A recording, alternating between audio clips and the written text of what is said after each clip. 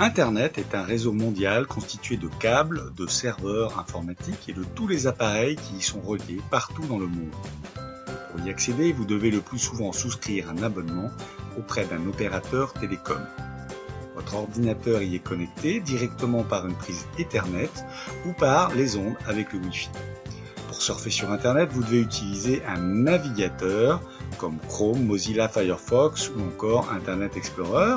Et quand vous effectuez une recherche ou tapez l'adresse d'un site, le navigateur va aller sur le réseau chercher l'information qui sera hébergée sur un autre ordinateur que l'on nomme serveur et qui parfois se trouvera à des milliers de kilomètres de chez nous. Mais les informations ne parcourent pas ce long chemin en un morceau. Quand vous envoyez un mail, par exemple, ce dernier est séparé en de nombreux petits paquets d'informations qui, grâce au navigateur, se reconstituent dans le bon ordre à l'arrivée. Et c'est quand il y a trop de ces paquets qui sont envoyés à la fois que le réseau sature et qu'il peut y avoir du décalage, comme par exemple dans un chat vidéo. Mais comment les informations se dirigent-elles dans ce labyrinthe ?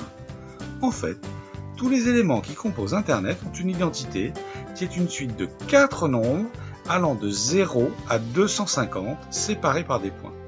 Ce numéro d'identité s'appelle Internet Protocol Adresse ou encore adresse IP.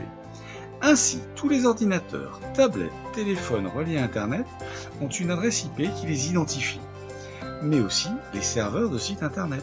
Ainsi, quand vous tapez le nom d'un site, vous tapez en réalité son adresse IP qui a été traduite pour plus de facilité en un nom de domaine, comme par exemple wikipedia.fr.